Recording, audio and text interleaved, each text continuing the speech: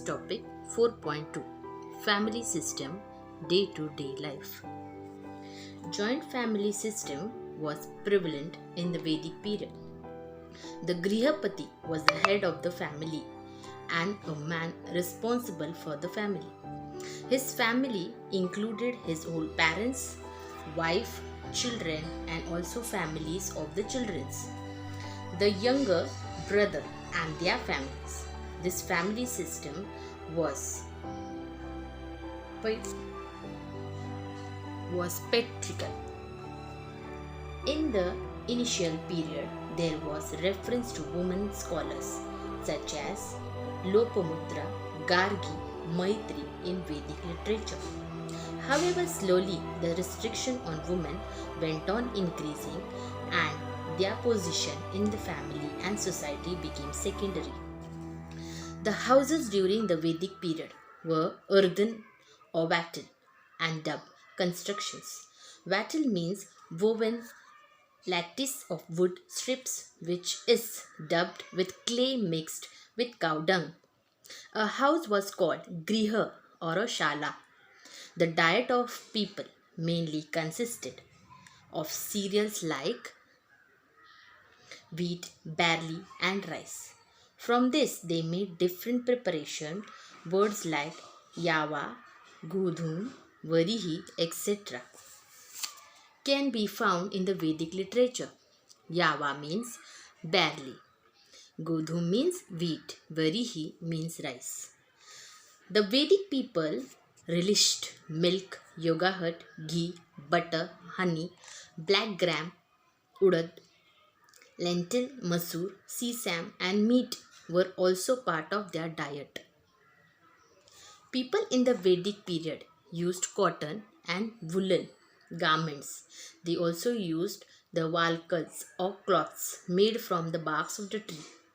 Similarly, animal skin were also used as clothing.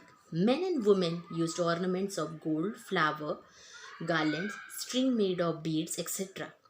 The kind of pendant called niksha seems to have been popular. It's also used as currency.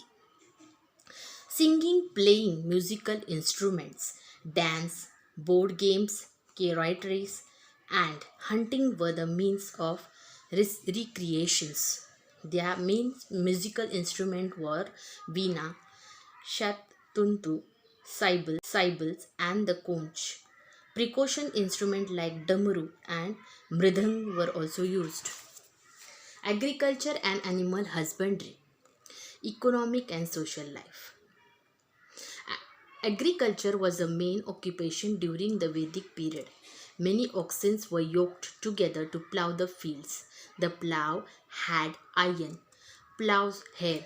The Atharva Veda considered insect, pest, and other animals that destroy crops and suggests certain remedies. Cow dung was used as manure. During the Vedic period, the animal like horse, cow, and dogs had a special importance. Cows were used as a means of exchange. That is why cows were highly prized. People took special care to ensure that their cows would not be stolen. The horse was valued because of its speed. The Vedic people were skilled in taming the horses and hastening them to the chariot.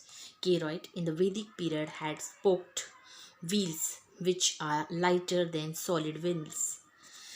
The horses drawn and spoked wheel chariot of Vedic period was swift and speedy.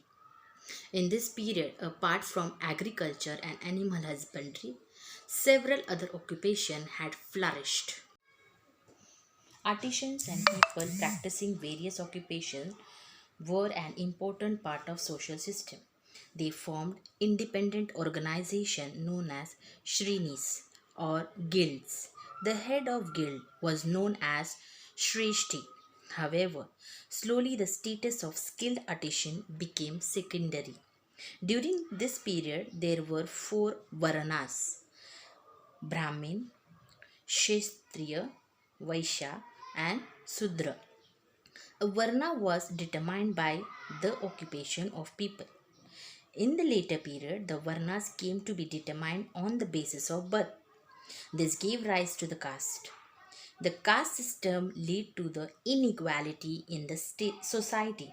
During the Vedic period, certain notions about leading an ideal life had become well established. There were four stages on four ashrams, from birth to death. The first ashrama was the Brahmacharya ashram, or a period of staying with the Guru to learn from him. The next stage after the successful completion of Brahmacharya ashrama was the Grihastha ashrama.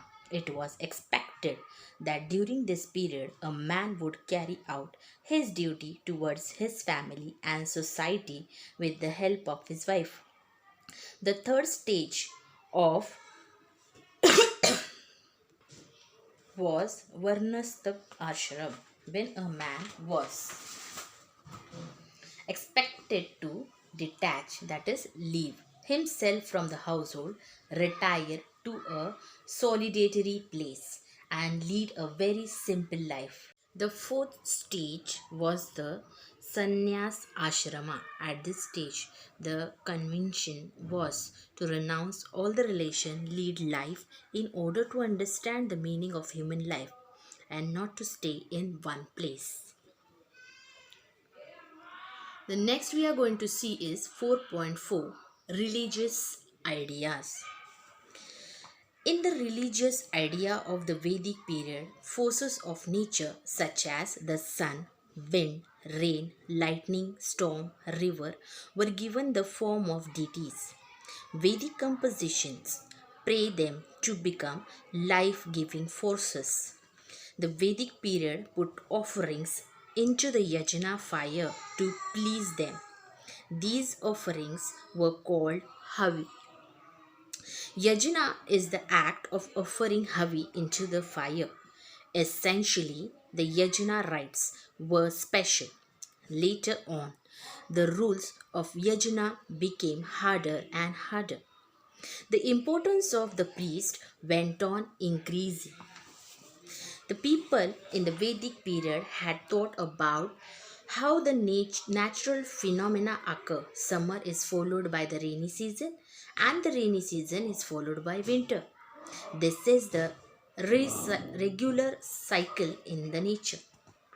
The cycle in nature and the life cycle that moved with it were termed by the Vedic period people as a Rita. The life of all living being is a part of cycle in the nature. Disturbance in the cycle of nature leads to the calamity. Everyone should be careful not to let it happen. Nobody should break the law of nature. It was believed that following these rules was to follow dharma.